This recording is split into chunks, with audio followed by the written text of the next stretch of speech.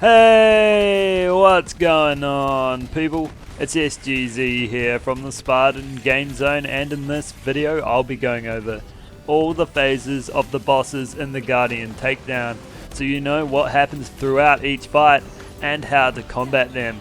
It's safe to say that the takedown at the Guardian Breach boss fights are far more complex and unforgiving than those in the Maliwan Takedown, and I'll be explaining what happens during each of them and what you should do to have the best chance of survival.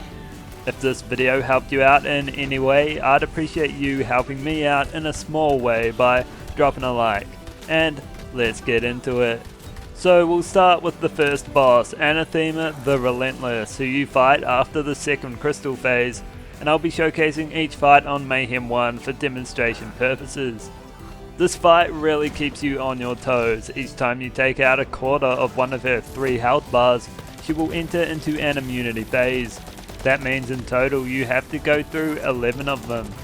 During these phases, a force field will expand from where she is, called Anathema's Shadow, and once fully expanded, which takes about 10 seconds, it will explode, instantly downing any one coordinate.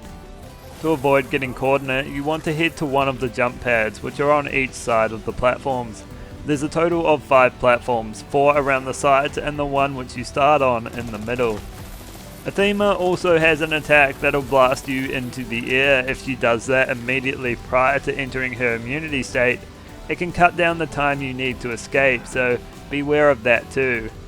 The immunity phases get more and more difficult as the force fields will begin to emerge on multiple platforms, which makes the platform you choose to jump to increasingly more important. However, there is the delay in the generation of the force fields as the subsequent ones take a little longer to form, giving you that extra time you need to escape. It's also possible to determine which platform a force field will spawn on by spotting the pink beams which light up on the platforms. As soon as she enters her immunity phase, you want to look around to each platform to find one without the pink light and jump to it. Because again, if you pick the wrong one and don't get off in time, you'll be downed straight away. For her last few immunity stages, there'll only be the one platform that's safe to jump to, and sometimes you'll need to go through a couple of platforms to get to safety. Her immunity phases are harder to combat if you're running Moze or Flag and don't have something like a Snowdrift Relic to make you go any faster. But ideally you want to be on the middle platform as much as you can because it connects to every platform and you can guarantee that you'll be able to get to a safe part of the arena in just the one jump. Overall, the strategy for this fight is to keep your eyes on Athena. As soon as she enters an immunity phase, look around to spot a platform without a glowing pink beam and jump to that one. If you can, make sure you down her in the central platform during the latter stages of the fight, as that'll give you the best chances to defeat her. Moving on now to the final boss of the takedown, Scourge the Invincible Martyr, which for the most part is an easier fight than the first, although it'll still instantly down you if you're not careful. Speaking of instant downing, Scourge, like Athena, will enter immunity phases throughout the fight. Not as much, but he still will. During these phases, he will spawn in a number of enemies and begin forming a ball of light that will slowly expand. It takes about 15 seconds to reach its apex, and when it does, it will explode, downing you if you're caught in its line of sight. To combat that, you want to position yourself behind one of the many pillars in the arena, or anything that will put something between you and the light source.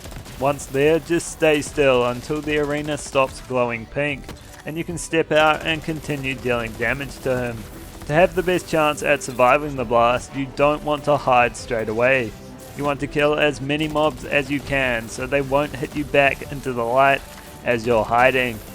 The key mobs to kill are the Guardians with the glowing light on their heads.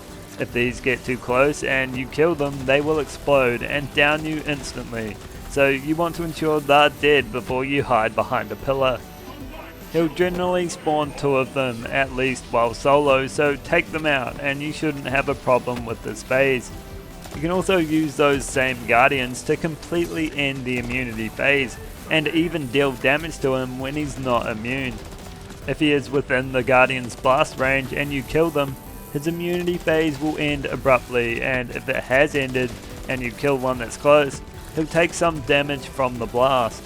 That's what you want to aim for each time, but you won't have long, so always ensure you're close to a pillar just in case. He also has another phase which occurs each time you completely drain one of his 2 corrosive health bars. When that happens, he'll teleport you away to another arena where you will have to fight numerous guardians. As you are fighting the guardians, Scourge's health will be slowly increasing as he is healing himself back in the arena. It's important then to defeat the guardians as quickly as possible, so you don't need to do that same amount of damage again. Once you have defeated enough of them, a portal will open which you can jump through to return to the fight.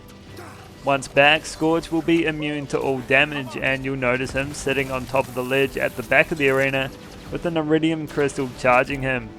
You'll need to take a jump pad up to the ledge and head over to the crystal that's connected to him and punch it. This will break his immunity phase, stop him from healing, and force him back to the arena floor. The second time you drain his health bar is a little different, not if you're playing solo, but if you're playing alongside other players, you will be spread out on your own small pieces of minus prime and have to defeat your guardians individually. If you go down here, there'll be no one to revive you, so be prepared for that. Overall though, Scourge the Invincible Martyr, like Athena, has multiple immunity phases, but they can be cut short by killing the schismatic guardians while they're close to him. If you fail to do that, you'll need to make sure you are hidden from the energy orb he creates, as it will down you if you're caught in the blast. So that's all for this video.